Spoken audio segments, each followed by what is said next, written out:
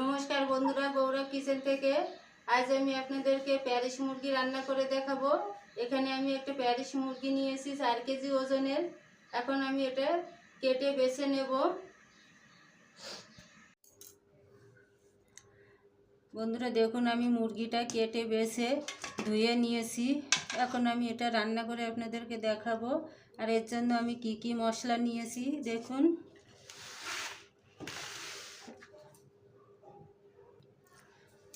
এখানে আমি আলু নিয়েছি, ধনে গুঁড়া, কাশ্মীরি ঝালের গুঁড়া, শুকনো ঝালের গুঁড়া, জিরা গোলমরিচ বাটা, আদা রসুন বাটা, চুই ঝাল আর তেজপাতা, হলুদ গুঁড়ি, লবণ, টমেটো কুচি, ধনে পাতা কুচি, পেঁয়াজ রসুন কাটা, আস্ত রসুন।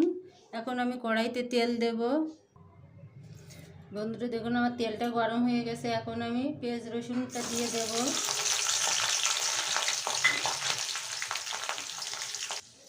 দেখুন বন্ধুরা, আমি পেঁয়াজটা কিছুটা ভেজে নিয়েছি। এখন আদা রসুন বাটাটা দিয়ে দেব। বন্ধুরা দেখুন, এখন আমি জিরা আর গোলমরিচ বাটাটা দিয়ে দেব। এখন আমি কাশ্মীরি ঝালের গুঁড়া, ধনে গুঁড়া আর শুকনো ঝালের গুঁড়োটা দিয়ে দেব। চুই ঝাল আর তেজপাতা, গোটা রসুনগুলো দিয়ে দেব, ধনে পাতা, টমেটো, হলুদ গুঁড়ি, লবণ,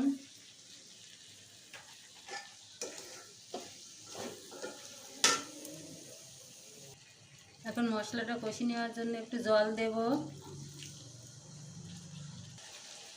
বন্ধুরা দেখুন, মশলা থেকে তেল ছেড়ে দিয়েছে। এখন আমি মাংসগুলো দিয়ে দেব।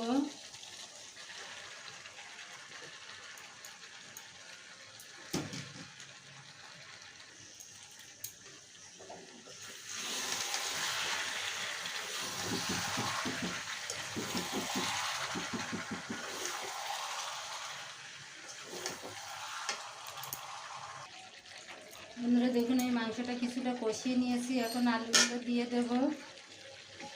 আমি এভাবে আস্তে আস্তে মাংসটা ভালো করে কষিয়ে নেব। বন্ধুরা, এই প্যারিসির মাংসটা একটু শক্ত হয়, তাই আমি ঢাকা দিয়ে দিয়ে আস্তে আস্তে কষিয়ে নেব ভালো করে।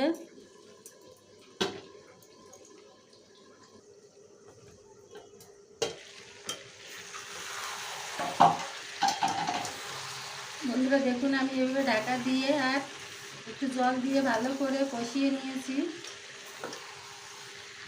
এখন আমি ঝোলের জন্য জল দেব।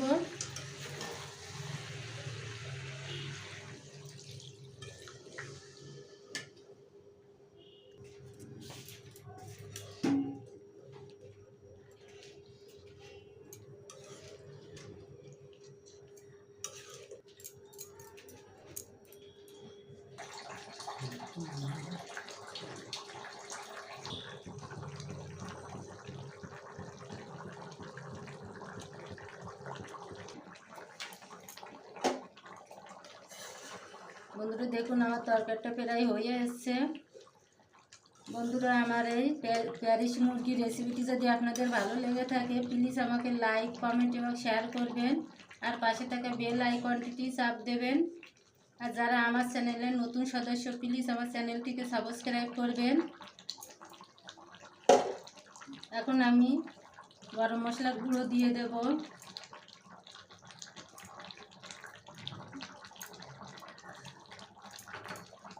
আমার তরকারিটা হয়ে গেছে, এখন আমি নামিয়ে নেব। বন্ধুরা দেখুন, রান্না হয়ে গেল আমার প্যারিস মুরগি। আপনাদের কাছে এই প্যারিস মুরগির রেসিপিটি যদি ভালো লেগে থাকে তাহলে প্লিজ আমাকে কমেন্ট করে জানাবেন।